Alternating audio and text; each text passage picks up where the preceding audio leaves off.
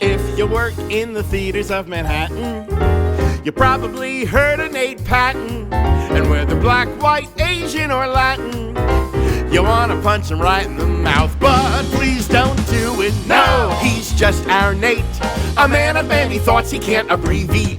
But if you like a gay, misanthropic, self-hating Jew, then Patten Disregard is just the show for you. Yeah. Okay, somebody needs to tell me why every new piece of theater is announcing how important it is. I'm just throwing this out there, but things might go a little bit better if you let the audience decide if a show is important. You're the one who wrote Naked Boys Singing. You don't get to tell us why it's life-affirming. And while we're on the topic, typically, works of art that actually are important are discovered to be so after the fact. Da Vinci wasn't painting the Mona Lisa saying, this is going to be around for 500 years. He was just trying to get laid. Italian peasants were the ones who decided the Sistine Chapel was cool. If they hadn't, it would be a Panera right now. Also, despite the outlandish hype for Hamilton, say what you want about it, it never told us what we were supposed to think about it. It just opened. Same with The Lion King, Wicked, literally any other long-running show. They didn't need to tell us it was urgent. It just became so in the moment. After 9/11, nobody thought Mamma Mia was going to be important, but turns out it really was. But they didn't market it as important. They just said hot guys, tight pants, and margaritas in the lobby. Also, does everything have to have a point? What happened to just giving the audience an escape? We're trying to do the job of the politicians and the activists. At this rate, the Tonys are going to be announced on C-SPAN by Elizabeth Warren. Could all this be because the entire industry has been taken over by people graduating with degrees in musical theater? Is it a way to justify the fact that you spent $450,000 just to be able to get an audition for Michael Jackson the musical? It would certainly suck if what you were doing wasn't really important. But we can't manufacture importance. What do all artistic masterpieces have in common? They weren't trying to be important. They were telling the story they wanted to tell, not pandering to the audience. We have to do the job we set out to do. Just be artists. And that, dare I say it, is important. We are back with Broadway veteran turned therapist. Please welcome the divine Lisa Gajda. You were saying that you were mad at the weather earlier today. Mm-hmm. So you were like, I actually hate, you have a strong opinion and you say you're like, I would consider not leaving the house. Yeah. Calling out, like we were talking about, like if I were in show business today, I would call out with like cloudy weather, call out in a rage. Well, the calling out culture now is so, with COVID, it's really made the calling out culture totally extreme. Is that so? Well, yeah. I mean, well, in some cases you have to be, you're required to be out. Like a lot of people now, they tell you you're not coming in because you have COVID. Yeah. Even if you're asymptomatic. Sure. Whereas like back in the day, if you had no symptoms, you would be at work. You wouldn't know you were sick. Oh my God. Yeah. But now there's a lot of asymptomatic COVID and you're out for 10 days.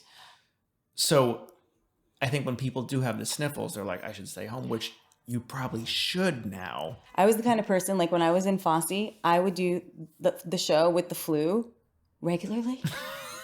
Just like, I knew it was unethical. We all did. I can't tell you how many times people gave me the flu at work. Like Christine Ebersole for like an applause infected the entire cast. And it would just be the norm in any winter. You're like, well, like everyone, strep's going around. You're like, well, hope I don't get it. You know, it's like, when will I get it? Totally. I accept that I will get it. How many times was I in a clump, like waiting to go on stage and knew that somebody, at least one person. Breathing in someone's strep. Like, it was just understood. Yes, totally. And of course that was insane and bad, and unethical. And regularly. Is it unethical to assume that we're just going to get infected with normal viruses? That's a great question. It's almost like, how much are you going to address aging? Like, because I'm just like, that's too much. Like, for me, there's like a limit. Like, yeah, I'll get caps on my teeth and I'll dye my hair. But like, then someone else goes an extra step and I'm like, that's too much. Like, that's not okay. Right. I'm not going to get a facelift. No, I'm not going to get a facelift. But I'll get Botox. Yeah, whatever. Yes, exactly. Whatever it is. I won't even get, but I don't even love Botox. No.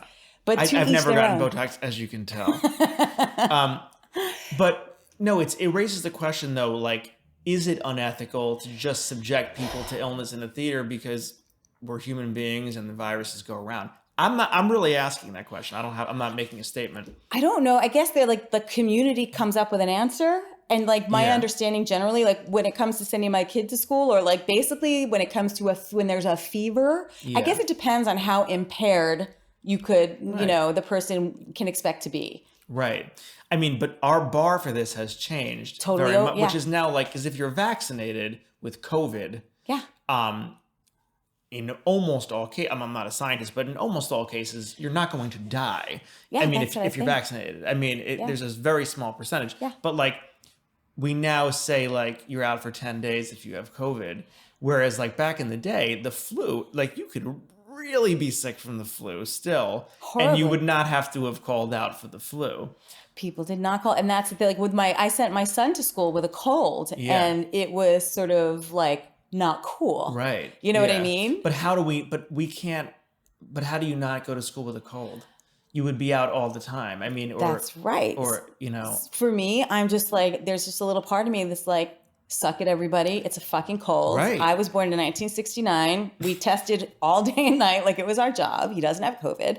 But I understand, like, there's a part of me that there's like a new anxiety. Like, even if it's not how you roll, there's a new anxiety around illness. Even if you didn't, like, I didn't have those things. I silent screamed and cried blood tears in my kitchen for different reasons during COVID. I had a horrible time, but I'm not like a germ person. Like germs I wasn't worried for my health or my kids' health terribly. We followed the rules, whatever. But even so I'm just pointing out, like, I'm not terribly worried about illness. Even I have a new relationship to it. I was a germ freak pre-COVID. Oh, it must have been fun. The thing, weirdly enough, I didn't change. Okay. I swear. I sort of washed my hands a little bit obsessively pre-COVID. Yeah. I didn't do it anymore when COVID hit. I just was like, I was right. you see? Like, I am right. Yep. No, but I think the rules, we've changed the rules a little bit. You said there's a new bar of what we tolerate and what we don't. New tolerance. The level of the bar for tolerance is very low, and I get it. I understand. Yeah, I do too. Maybe it's momentary. Maybe we do have to sort of push boundaries a little bit back into, like, can we tolerate the common cold? You know what I mean? As something that's going to happen. I guess the problem is that we don't know it's the common cold. Yeah. It's not like COVID has a symptom that is so specifically indelibly COVID that there's no other way that it could be that. Yeah. But now it's like, especially with the vaccine, the COVID feels like a cold. That's right. I wouldn't have known that I had COVID, back in December. I wouldn't have known the difference if someone didn't tell me. Yeah. So it's a really tough thing to do. It's tough. I have a tickle in my throat now. Would you like to kiss? I would kiss. I'm ready to go. I'm so tired of worrying. Just kill me. But also, too, the one thing I'll say is that we have to rely on like, that's what, essentially, with some anxiety work that people do, it's about sort of leaning into, I mean, I don't work this way at all, because all I care about, if somebody has anxiety, is I care about, like, the underlying experience of that anxiety. Right. But like CBT works a lot with, like, facts. Like, what are the facts? We have tests. We've got to lean on truth. Not the worries. The worries are not really, and separating fact from fiction in somebody's mind is the way some therapists work. And in this case, maybe we need to learn to trust tests, vaccines, and that a cold might be a cold, Yeah. Well, speaking of anxiety, I'm worried that I'm going to get canceled for talking about COVID. Have a great day, everyone. I am sitting here chatting with the brilliant Sarah Ogleby, who just opened The Wanderer as the choreographer at Paper Mill Playhouse and is about to make her Broadway debut as a choreographer in the Broadway musical Almost Famous, opening this fall in New York City. Please welcome Sarah Ogleby. Hi. How are you? Now, I almost gave you like the Saturday Night Live intro because you work at Saturday Night Live. Yes. We're going to talk about in a minute. Okay. So you are making your Broadway debut as a choreographer, which feels weird to me only because I feel like I've heard your name as a Broadway choreographer for a long time now. It seems weird to me that you're just making your debut. No, it's really exciting. It feels funny because I moved here in 2008, and then I made my Broadway debut as a performer in 2010 in Promises, Promises. That's right. And I didn't even know that this was like even my dream, you know, and then like all these years later, and then I don't know, it's very exciting. You've spent, I'd say, the majority of your adult life as an associate choreographer. Yes. And now you're transitioning to a choreographer. Yes. So when did that happen? And also, how did that happen? Well, I was West End Wendy, as we say. So, like, you know, you're in shows and that's your term back home, West End Wendy. Oh, West End Wendy. I never heard that. Yes. And so, but I was a swing really my whole performing career. Right. And then when you're a swing and then you naturally get more experience, then you become assistant dance captain and then you become dance captain. And then being dance captain on a West End show to being dance captain on a Broadway show is completely night and day jobs. Really? Like, yes, very different. Well, in what way? Well, one thing that like back home, everybody's on a year's contract. So you only do one, you know. That's it. That's it. So you only do 1 week cast each year. Oh, wow. And then also for the most part, there's a resident choreographer on a show back home. So it's a lot less to do over there. Dramatically. Okay, gotcha. Yes. And so dance captain on a Broadway show is a very intense job. Oh, God, yes. You know? Right. And then from dance captain, then you become assistant choreographer. And Right. my husband actually was, we moved here to be with Rob Ashford. And my hubby Chris was Rob's associate. And then I'm naturally a problem solver, I think. And so then I was dance captain, assistant choreographer. And then my husband like flew the nest. And then I naturally became associate choreographer. A lot of choreographers, though, have done that same trajectory, though. Yeah. I think like Jerry Mitchell did. Right. I know Dennis Jones. Right. Not everybody, I suppose. Like there are some people who just sort of, I don't know, did some weird show in the Village and somebody saw it and then went to Broadway. Yes. But you actually did the old-fashioned route, which Right. was just hitting every step, right? Yeah, and I didn't even know, to be honest, I didn't even think I wanted to be a choreographer. I think I was so, like when I auditioned for Rob when I was 23, it was for this film, Beyond the Sea, with Kevin Spacey. And We'll edit that out. and but it was like the most extraordinary audition. Right. And Kevin actually was in the room and it was like amazing. And it was, Wow. and I can remember thinking like, who is this person? I have to work for them for the rest of my life. Like it was, I don't know, it was just like, I always say it was like he was talking Parseltongue in the studio, and I was one of the very few people that understood like every word he was saying. And I just Same wavelength. yeah, like I was Yeah. on, and it just made such sense to me. And just to be clear, we're not talking about Kevin Spacey. I don't know what I do need to clarify for the listeners at home that you're not saying that you totally understood everything out of Kevin Spacey's mouth. No, Rob Ashford's mouth. Right. And then really, it was like whenever Rob was in London, I was like, I have to work for him. And anyway, and then I actually just thought I was going to be going to hold Rob and Chris up, to be honest. Like, and I was we were doing lovely, lovely, lovely things all the time. It was very exciting. And then somebody was just like, oh, would you want to come do something? And then I was like, oh, okay. And then I realized, I also think as a swing, your whole career, you're there for everybody else at all times. Yeah. It's a very not self-serving job. It's like you're there to make everybody else look good. yeah, exactly. Yeah, And so right. I'd done that since I was like 19. Right. You know, and so it's Yeah. like, I don't know, 20 years later or something. So your path was sort of accidental too, it sounds like. Yeah. You didn't wake up with a dream at 10 years old to say, I want to be a Broadway choreographer. It just, you sort of just headed in that direction. Yeah. And then it all just kind of happened. So, as a choreographer, do you have a Sarah Oglebe aesthetic?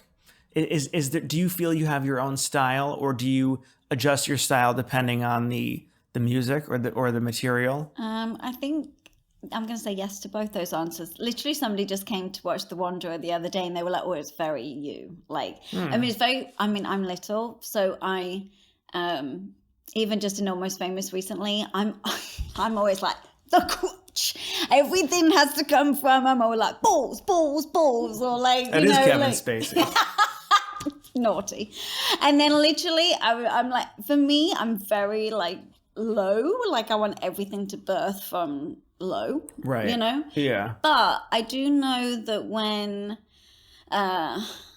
when you go have general meetings, sometimes like people are like, are you a Casey? Are you a Rob? Are you an Andy? Are you a, you know, but actually because I'm little, I actually was trained to be very good at everything because I would never make the line. Right. You know, so Yeah. I was very classically trained. I was very, you know, and so. What does that mean? Are you a Casey? Are you an Andy? I mean, I know what it means, but like, what the hell is that? Well, I think people they want to put you, or you sit here, you know? I mean, I sort of get that from like a producerial standpoint where it's like, you know what you're going to get. Yes. You're going shopping for something. Yes. But then a part of me feel like that's very unartistic to be like, well, are you a Casey or like, cause like, I don't, or are you an Andy? You know, like. Well, I'd like to be all of them. Well, yeah, and also like you're a Sarah O'Gleeby. You know, that my thought is that it's anybody who's going to be great would be like, I don't necessarily know. Yeah. I get it. I'm not going to be so naive to think that I don't understand that. But like, as part of me feels like that's a little bit like it's putting you already into the mold of somebody that came before you. Yeah, I mean, maybe. I'm always kind of like, it's always a tough question to answer because I'm like, well, order it up. Like, I can do it. Right. You know, like, yes. I kind of feel like I can be incredibly classical and I can be really funky. Yeah. And, you know, so it's like I'm a waiter at a restaurant. What would you like, darling? Yeah, right. I can deliver. But that makes you very, versatile as a choreographer, I'm sure. I mean, so Jack O'Brien is a director who I know we both really, really like. He has directed a number of things that are completely different, like Shakespeare's and Tom Stoppard's and musicals. That's similar to what you're just saying, which is that you have to have he's not really at home in one particular arena, but can just do whatever he needs to do. Yeah, and I also think the way that my career is actually revealing itself is that really like a third of my year is television, a third of my year is events, and a third of my year is theatre. And so they all kind of help me hand in hand. I'm a Pinterest whore, you know, so I have to find, especially with events and things, like I have to find my in visually, and then I have to find the right words. I can be on Pinterest for about 4 hours before I even find the first image that I'm remotely interested in. Yeah. And so the point that being is like creatively, I'm very visual. And so I have to find then that first image that excites me, and then everything will unfold from there. So like you're saying, like if that's Shakespeare, or if that's like ridiculous TV show skit to like whatever it is, right. Like I just have to find my in like to what that is. So what's your process if you're choreographing? Like you have to do Almost Famous just as an example. Do you take the music home and listen to it? Where do you start coming up with movement? Do you get actors into a room, or do you sit at home and listen to music and picture stuff? I think Almost Famous has actually been interesting because I've come in very late, you know, so a lot of it had already been kind of made. But Sure. for instance, with Shocked, nothing. And designed, It's too. been designed, but Yeah. with Shocked, I've actually been a big part of the design process. I've been like, Right. Scott Pasker's our designer, and I'm like, give me this playground, you know. Yeah, yeah. Also, both with Shocked and Almost Famous. We haven't cast dancers, you know. First Right. and foremost, you know, they're actors that move really brilliantly. But on Wanderer, Paper Mill, like that's a big dance show, you know, and so, I mean, not that they whack their face, but like, you know, but they're moving a lot all the time. And I don't like things to be too slick, but it's interesting because I've been with Rob for a very long time, and we'd always be like a team of 4 or 5 people, and it wouldn't get any bigger than that. It'd only be the 4 or the 5 of us, you know. And then actually on the past couple of things, I have brought dancers into the room and done some pre-pro onto them, and which is like, I was a bit like, oh, I don't know if I want to do that. But then it's been extraordinary because I'm like, okay, like take this picture and can we flip it upside down and then can we take everything apart from it and throw it back on again? And then I can just like riff in the room. And also Robin Mazzella, my associate on The Wanderer and Unshocked, she's so extraordinary that like I can actually sit back and kind of and have an outside view of it. Yeah, and I'm like not stuck in the like details. As an associate, I've been stuck in the details for like a really long time. You don't, does a part of you bring that to choreography where you just automatically assume that that's your responsibility because for so long you were like tweaking, you were. Yeah. Is your natural impulse to clean or No. it's not? No, it's actually quite extraordinary. I'm like, oh, this is lovely. Right. Like, yeah. I'm like, I don't have to do this. no, and also Right. like I have no interest in doing it. Right. You Because know? you did it. Yeah, like I did it for a really long time. But I do think it's good that you had an appreciation Oh, yeah. for that and that you also understood what the process was. Yeah. I think a choreographer, again, who just like did one random thing and transferred to Broadway wouldn't know the process. And they wouldn't know the team either. No, I mean Robin, like she blows my mind. Like I even did a post about her like a month or so ago because I was like, if I was half the associate she is, She's then, awesome. I love her. She's amazing. Do you think she's a choreographer too? I mean, God, yeah, and director. She'll have her own beautiful path in front of her, and her taste is divine. And, and I'll think something, and she's writing it down already. And I'm like, oh, I was just about to say that. Amazing. So everybody, I just said to Sergio in our, when we interviewed him recently, I said, I never lie to the guests. I don't blow smoke up people's asses, but everyone likes working with you. That's really true. Whenever your name comes up, everyone likes working with you. I have an English accent. I can be really cheeky. That definitely could be. They think you're Mary Poppins. Yes, they do. But no, everyone likes working with you. And I feel like a part of your aesthetic as a creative team member, both as a director and a choreographer, is that you surround yourself with other good people and let them do their thing. Yeah. I think that is a lot, not a lot of people do that well. And it's about letting people bring their own creativity and just their sense of confidence into the room and then sometimes just let it sort itself out. Yeah, I actually think I have a lot of ease around me, and it's very important to me that other people have ease around them too. Yeah. Like, I think if you're good at what you do, you for the most part have a lot of ease around you. Yeah. If you feel good. Yeah. Yeah. I know what I like and I know what I don't like. Like, I'm very... Well, yeah, of course. Yeah, I'm very clear. You have an opinion and you hold to it. Yeah, and I'm always very much like, well, if anybody could do this, then I'm not interested in that version. Mm-hmm. Like, I'm like, right. What's the version what's the bigger idea? I'm very like a big idea kind of person. What's been the biggest challenge that you weren't expecting about being the choreographer? It's interesting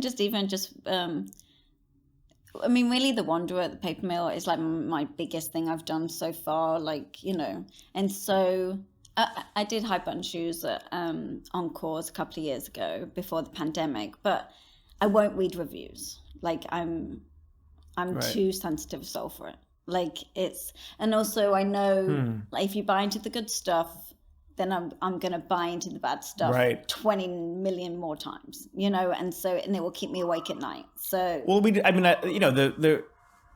we hang up the good reviews outside of the theater, right. and we're always like, critics are idiots, they don't know anything, they're morons. And then outside of every theater, there's all the reviews. Yes, of course. It's like, why are we supposed to ignore the bad ones? But when they say something we like, we hang them up. I always thought that was a little bit hypocritical. But no, I mean it's just part of it. But I think I'm very much. I think also being a dance captain and associate for a long time, I'm very empathetic. Like yes. I can tell you what most people are feeling at most times in the room, and especially as an associate, actually, I was like, I can't take on their feelings right now because I need to take this number apart and put it back together in 45 minutes, but I will go squeeze that person's hand in the next 10-minute break, and I will go over to that person and just lean on them for a second. Like I'm very good that way. Yeah. Like I can see, and I think then sometimes as choreographer, I can see how people are feeling, but sometimes I've like got to do what's right for the piece and like what's not necessarily right for the person. Yeah. If that makes any sense. It makes all the sense in the world. And it's that something is that's hard, that all of a sudden now your loyalty has shifted from the company to the creative team. Yeah, and that can be hard. Yeah, especially because you hit every other step on the way. Like you were a performer yourself. Yeah. So you see that side of it. Yeah. But sometimes as a creative team member, you have to just be the creative team member. Yeah, and I think it's even Robin was saying this recently, that she was like, I wish everyone could be on this side of the table and then be a performer as well, because you would have so many less feelings about things. Because you'd understand and vice why versa. some decisions are being made. Like it would, and you would probably have much more empathy if you were a performer yourself before you were a director. You know, a lot of you are. Yeah. I mean, I think the ones I just mentioned all are Sergio, Jerry Mitchell, Dennis. Yeah, exactly. I mean, but so I think it comes from that world. Yeah. So you are choreographing Saturday Night Live currently, and I don't want to misquote this. You're the resident choreographer there currently. Yes. That's insane. Yes. How did that come about, and what is that like?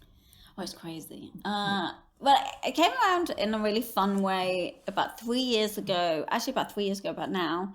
I got a call on a Thursday night about 10 o'clock saying, apparently you're the girl that can make a lot happen really quickly. Are you free for the next 2 days? And I was like, I actually was to get my hair done. And I was like, yes. And then, so I went in and met, and it was the first time the show was going live on both coasts ever. And Jimmy Fallon was hosting. And so I met Jimmy, I think I met Jimmy at like 2:30 in the afternoon, and had never met Jimmy before. And then... Where did you meet him? At SNL, and I was working on the upfronts for NBC at the same time, so I'd been in that building a lot, but I'd never been on that floor.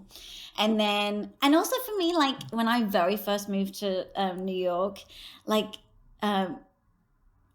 people would always be like SNL on a Saturday night, and sometimes I wouldn't always get it. It's very different humor to English humor, and so, but I know that it's like this. Of course, I know it's like this huge cultural institution. Yeah. So anyway, so I was like, I wasn't, and I suppose I mean that by like it wasn't like SNL, right? Like, I was like, you didn't give a fuck. It was just it like, wasn't like that. No, I know, but it was just like it didn't. I understand. You didn't grow up with it. No, I didn't grow up with it. Exactly. Right. We've all been watching it since we were kids. Yeah, so exactly. it means something different. Yeah, exactly. And so, so anyway, but I met Jimmy, and it's very funny because they were like, we want to do the song, go, and as in like pitch ideas, and so, there's like, 6 gentlemen or whatever, kind of standing there, and then you just have to start just pulling things out your ass, and you're what about if Nate like popped out of here, and then and then so and so popped out of here, and then and they're very straight, when they'll be like, yeah, funny, and you're like, okay,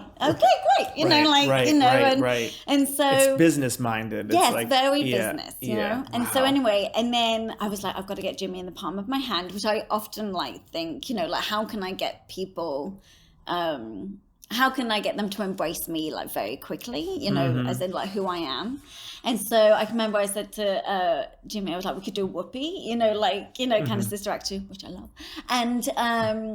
And then we started laughing immediately. And so Steve Higgins, who's EP there, who's a wonderful man, he was like, Sarah, this is a place of yes. You can ask for anything you want. Like, he was like, now, how many dancers do you think we need to like really nail this? What are you laughing at? Just because it's the opposite of Broadway. Well, no, yeah. Well, Broadway, like, it's a place of no. They'd be like, you have to do it with 5, and it might be 4 for the tour. Right, And so I said, but if you really want to nail it, like, I think you need like 100 dancers. And by this point, it's like, this point, it must be like 3 o'clock, like maybe even like 3:15.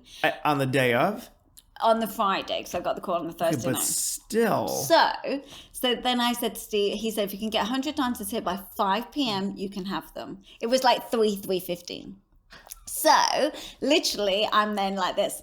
Goodbye. I also then had to run to an NBC upfronts meeting that was being filmed. So Chris, my hubby, had come with me, and then we're literally just like this on the computer, just like emailing everyone we know, emailing agents, being like, send 20 people now, like in the next like hour. And it was Good Friday, and people were canceling their flights to go home for Easter weekend to be on SNL for this. Of course, huge, like, right? opening. You have to. And I think we got something like.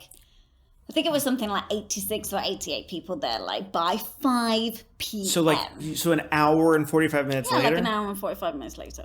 We got like all those people there. It was like, honestly, it's actually like a story that's so dear to me because it was so special. And then literally, so I haven't spent any time creating because I'm just trying to get people there. Right. And I'm also you were in this other charge of meeting. contracting everybody too, apparently. It's not just doing the choreography. No, like you're getting people there, right. you know? Right. And then we were in, I think we were in Seth's studio, which is also like on that floor. And so then you're getting everybody there. And then you're just like, okay, 40 people. You guys, come this way. Like, and then you're just like, you know, you're just like making it up and you're like, just walk down here, just walk in time. And then you're making it up with the cameraman. Right. You have about an hour to like then block something as you're just making it up in the moment. It's insane, right? Insane, right? And then you come in the next day, the walls have all been painted, there's like disco balls everywhere. Like, I mean, it's not Broadway, it's the Broadway would be like, we have a 6-week dance lab. I know, it's like really insane. Yeah. But it's so brilliant. It's such brilliant training though for Broadway because it's all gut. And I'm very, like me and my husband, Chris, we approach things very differently. I'm all gut and heart. Like even just recently on The Wanderer, like to the lovely Kenneth, the director, and I was like, I know what you're saying that makes sense and it's head, you know, like, and it's intellectual, but my heart and stomach are saying no. Right. You know? It sounds also to me that you got that job, that what you said was you're the girl who can make things happen fast. Yes. That is valuable, like that time is money. Yeah. And that they see, they're like, she's efficient, she's fast, she can create drama. no drama.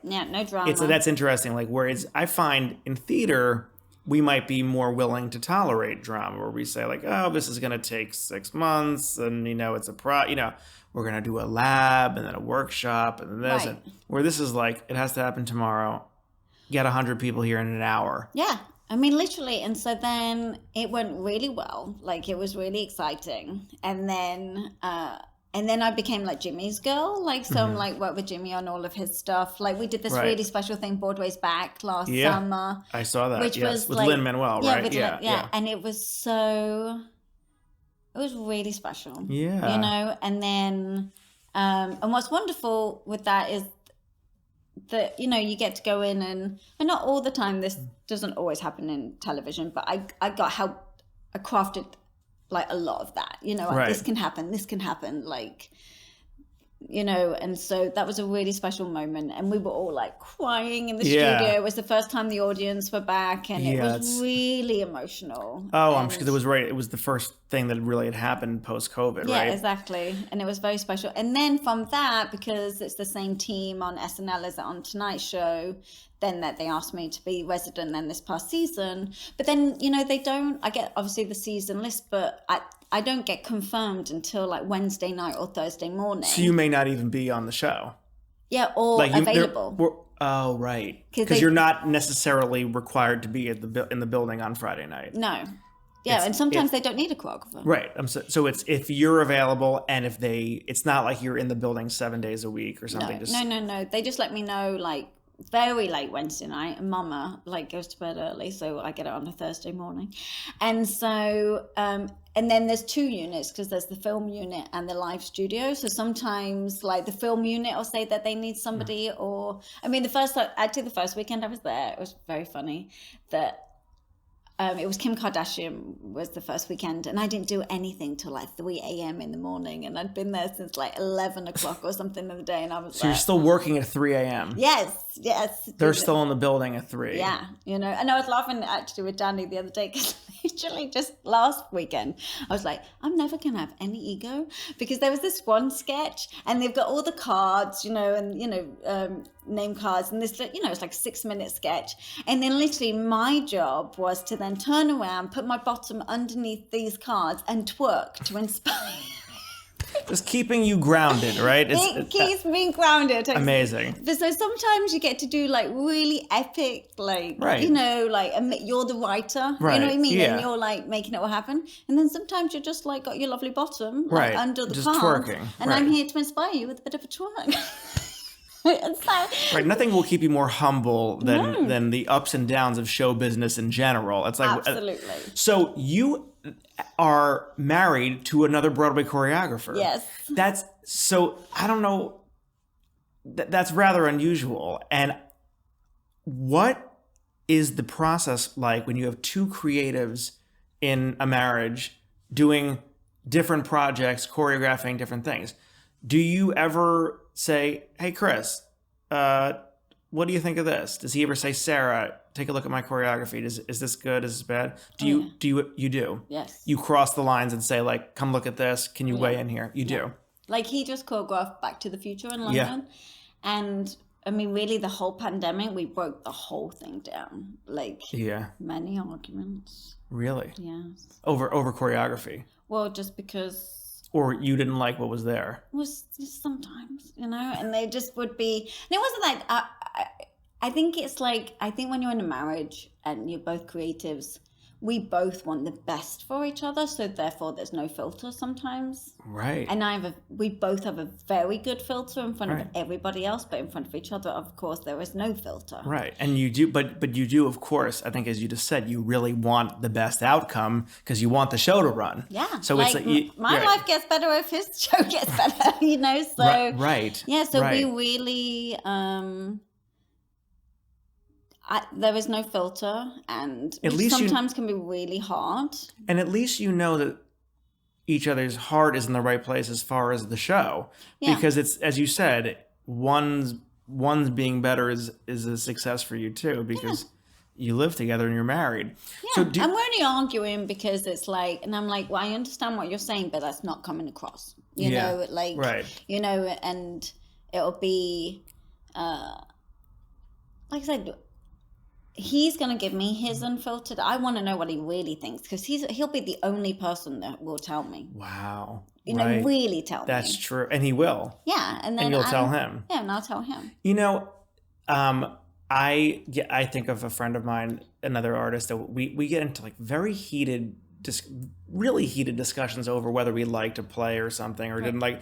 And he said to me, I think the reason we get so heated about this is that we both really respect each other's opinions. Yeah. And when you disagree, then you start to question yourself. You're like, wait a minute, like, I think this was terrible, and I think my friend is brilliant, and he loved it, and I'm like, well, then am I an idiot? Like, it's why you can have a heated discussion with somebody you really respect. Yeah. Because it makes you really self-reflect too. Yeah. And Chris, it's actually a very cute story because we're from the same hometown, but we don't know each other from the same hometown, but he's 6 years older than me, and he picked me out when I was like 15 out of like 300-400 girls and said, you're really good. You could go to London and train professionally. Mm-hmm. And I didn't know you could do that. Like, I was a little village girl, pigtails and sheep, and I didn't know you could do that. And then I saw him like 6 years after that moment. And I trained at a place called Lane Theatre Arts, which is like a really big West End Wendy kind of college to go to.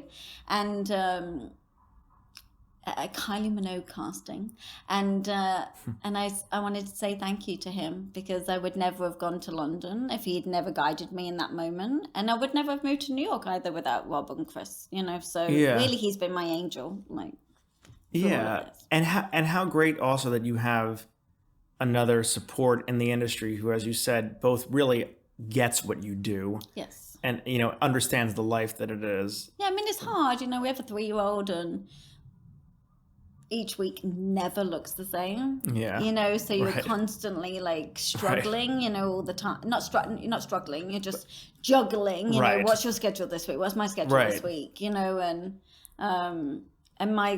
especially with SNL, like sometimes my schedule will look one way and then it completely turns left, and then we have to change plans, and you guys also worked together on a number of projects Yes. too, where you collaborate. I know, I will not mention who they are, but I know I can name 2 separate couples that do similar things on Broadway, like a similar kind of job where they could work together. And they have, as far as I know, or they say, they have very good marriages, but do not work together. They just don't do it. They can't. Yeah. And it doesn't mean that they don't have a good marriage. They can't mix those 2 worlds. And then I think there's been many in show business history that are able to do both. Like, I mean, Kristen and Bobby Lopez, Right. that's just to name one of quite a few. Yeah. I know Mike Cochran's, rest in peace, and Susan Stroman, Yes. where they had incredible collaborations as married people. But, I think I respect, though, if somebody were to say, we're just not working together. Like, we're keeping those 2 things separately. But Yeah. it sounds like you can. We can. I've definitely evolved a lot. Like, I think Chris would say, he just was with me on Almost Famous. Mm-hmm. It all happened very quickly. And we actually hadn't been on a theatre show together. He helps me with bits and bobs here and there, but we hadn't been in a process like all day, every day for about 5 years, actually. And he was like, you've changed. But in a great way. Like, he was like, you know what you like, you know what you don't like. You're very clear on that. Yeah. Well, I'm sure you haven't. I think we all continue to grow the more that we do this.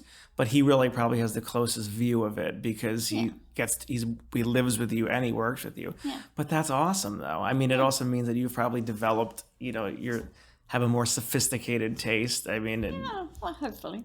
Hopefully. I'm sure you do. You have to. Yeah, but you just kind of. I also think as well. I think sometimes I am a sweet person, but I present very sweet, but I can be very direct. straight. And I actually really like direct. And I think that's actually fun on television, because if you don't like something and you're not responding to it, I can turn left or right much quicker. Yeah. If you're pandering around me and you're worried about my feelings, like, that's not helpful for me. Right. It's not practical either. Yeah, I can. And time is money. Well, no, but I'm also just like, I want you to feel excited about it. So just tell me why you're not responding to it.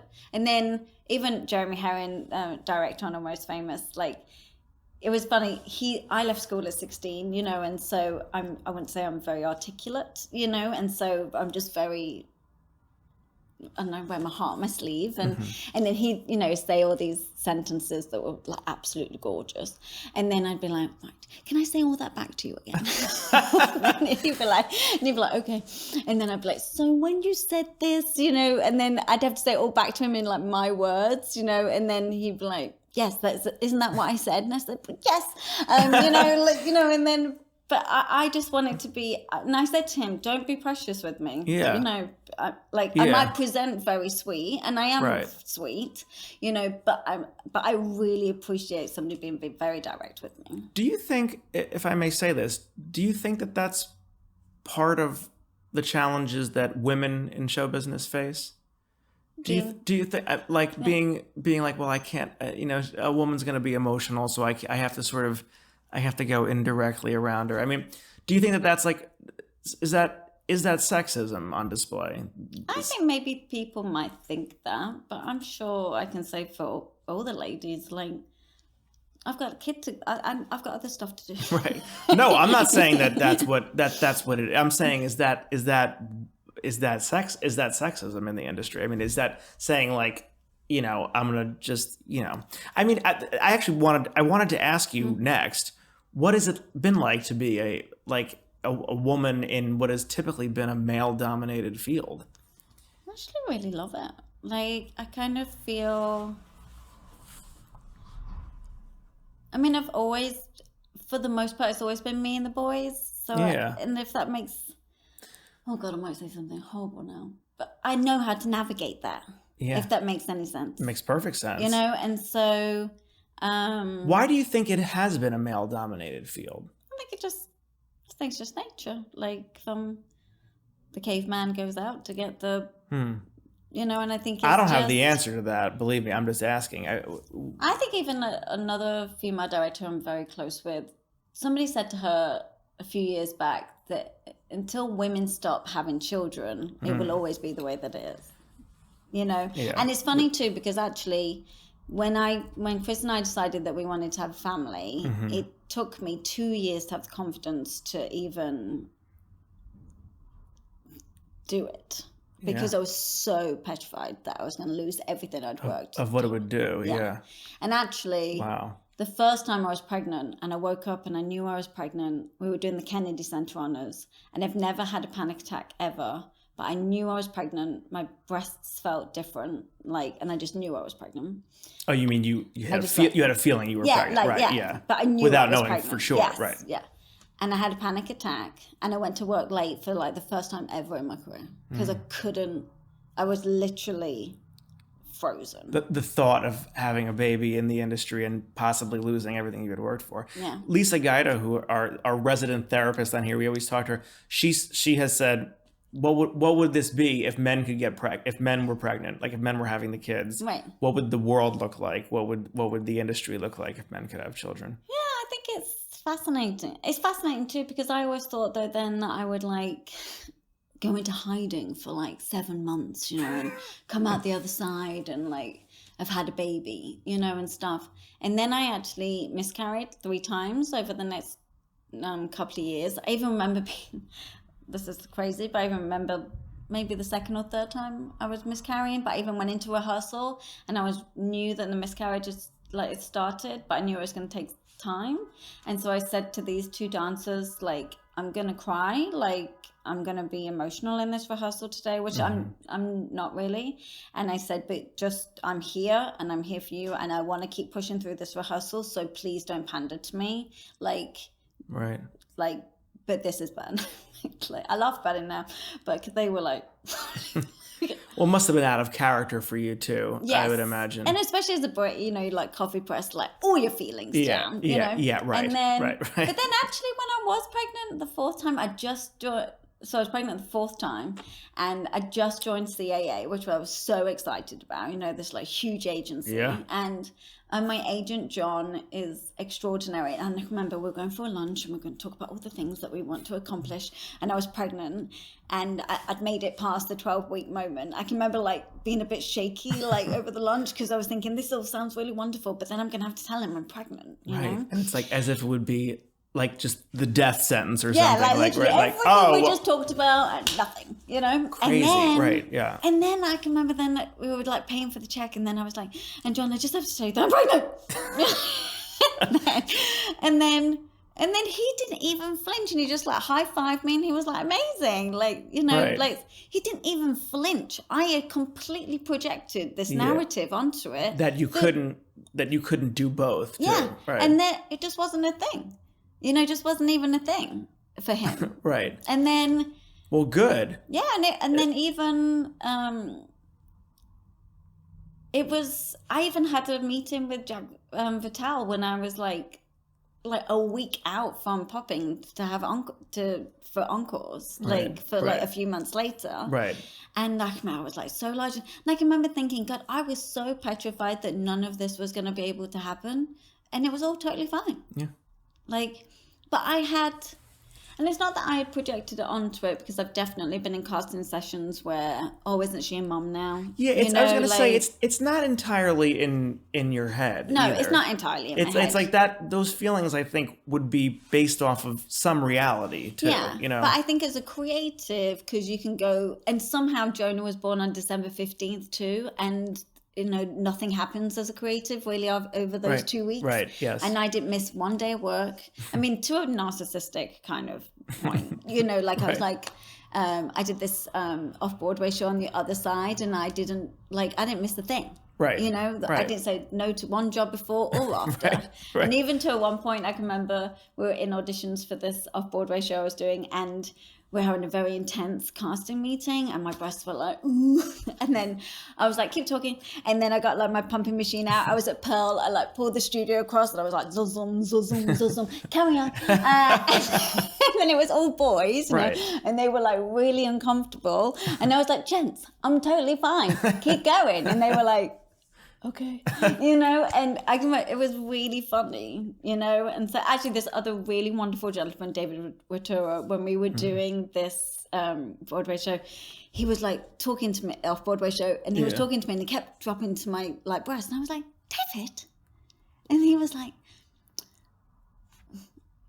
and then I looked down and I was like wet, like all of my nipples. And then he was so amazing because he got 2 bottles of water and then he went like this on himself. So we both had wet nipples. Like, and I couldn't have loved him any more. I will never love him more than in that moment. It was like, I could have such a either human lost moment. my shit or, you know, and it was a really extraordinary moment.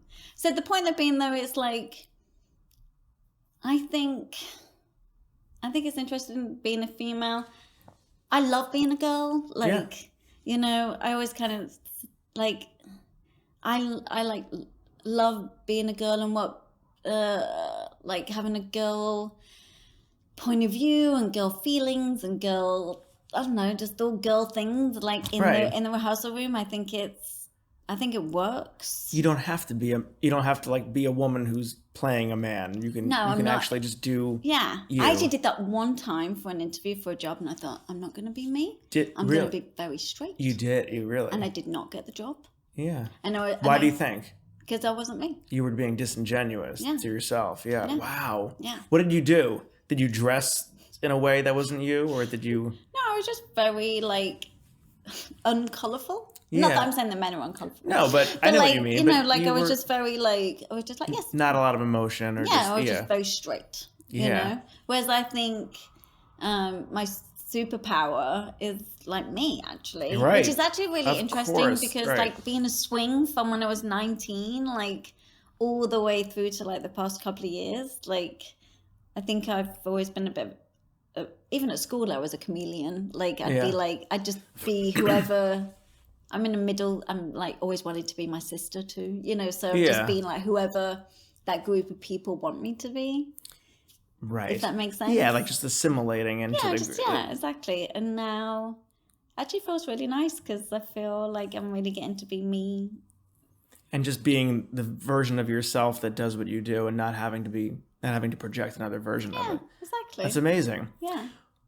What would you like to accomplish in the industry that you maybe haven't done yet? I mean, I know you got a Broadway show coming up as a choreographer. And I'm going to be directing a new show in London. Amazing. In the West End. That's very exciting. Which was, and that's a funny story because I had this meeting with quite a big producer there. And then my agent was like, so, you know, they want you to do the show. And I was like, oh, great. Who's directing it? And he was like, I think you are. And I was like, oh my God. Oh, really? You just assumed, what did you assume? It was just choreography? Yes, I just assumed, you know. And not just choreography, but you know, yes. right. Yeah, and so I was like, that's lovely, you know, and then... and then said that, it's not been announced yet, but it's a fun, like, show. And you're the choreographer also? I'm actually but I'm the director right now. And there may be another choreographer? Yes. And amazing. so, which I'm all up for. I mean, for me, I'm just like, how many chairs can we fit around this table? Like, the more the merrier, you know? And so, which I think is interesting because in theatre, it can be a very limited amount of chairs around the table, just the way that it functions. Yeah. Whereas again, in television, like at SNL, like there were like 400 people there in this like tiny space. And, right. I mean, obviously television money is different, you know, kind of thing. So, but I love being a part of a team. I love... like even with Robin, my associate, I'm like, you don't like that. You don't like what I just said. Like, and I'm like, tell me why. And then she'll say, and I'm like, I know it was rubbish. Okay, let's throw more spaghetti at the wall. You know, so I just want to create good stuff that like my friends and my family feel proud of.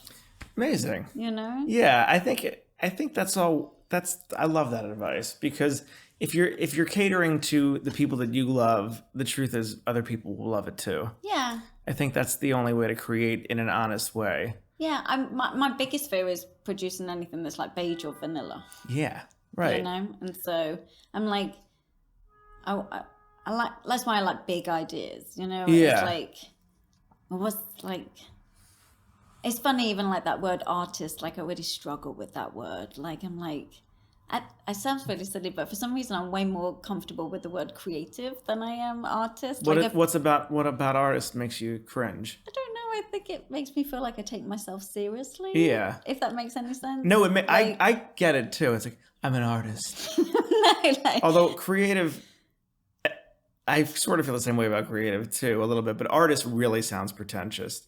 I don't know. I I'm mean, an like, artist. no, but I mean, I think that's me, my fears. It's like I'm a creative person. Like, it just feels like easier on the palate for me for some reason. Yeah. Like, I'm just like. Well, your whole aesthetic is never to take yourself too seriously, which is why you always just do good stuff too, because it's whenever things do take themselves seriously that they're terrible. You know, I mean, anything that's bad, it has taken itself too seriously. Oh, yeah. I mean, well, for me, there's like, been plenty of things that have. Well, no, and you also just like I think actors are so extraordinary. Just you can see when something's working or not because you can see how the actors are taking it on board or not. Yeah, you know, totally. like if they're again because I'm an empathic. Is that the word? Yes. Yeah. Like. I can see when they're eating it for breakfast and when they're not. Right. You know, and even with events, like and again, the difference with events and television and theatre, like I've got to craft it so it's amazing 8 times a week. Whereas in events and television, I've just got to create a feeling. And I've just got to get that feeling across one time. I'm sure you can tell when an audience is liking it and when they're not too. Yeah. Because I've been in an audience sometimes where they're clapping wildly, but I'm like, I don't believe they really like it. Well, I think no, they're and you're like, clapping it's to be, a polite clap. But I'm like, yeah. But sometimes just you get a sense when I'm like, that's a real laugh. You know what I mean? That's not a polite laugh. That laugh is real. Yes. They really laughed at that and it caught them they didn't laugh because they knew it was a joke and we laugh at it. Yes. I was like, that caught them by surprise. And they No, laughed. exactly. And that's actually the brilliant thing with Shocked, which sounds horrible in my accent, but Shocked. Like, Robert Horn's book is, you're laughing though, like 3 minutes after the joke, because then it kind of lands on you like 3 minutes later, and then you're like, oh, like Chris, actually, my hubby, he's wonderful to watch it because he's laughing so hard, but like, you know, 2-3 minutes later, like he loves Modern Family, so like it's brilliant to watch Modern Family with Chris, but I love humor like that. Did Robert Horn write Modern Family? I don't know if he did, but I wasn't sure. No, but just like watching people when they're laughing, it's just joyous, you know. And also I think with choreography as well, me and Chris talk about this a lot, like it's math, like, and actually math was my favorite subject at school because I have 16 bars of music, I have 8 chairs, 4 people, and how can I insert a little bit of narrative it's a formula, right? Yeah, it's a formula, and also like, why is that not getting the applause at the end? There's something musically, visually, something's unsatisfying, and it's like, do we need to like cut it 2 bars sooner? Do we need like something like? It's all math to me, like, which equals that emotion of something. Amazing. Well, speaking of cutting things, it's time for us to go. But thank you so much. You are an amazing guest. Oh, yeah, we are so thankful you to take the time. We know you have a lot going on. No, thank you. Yay!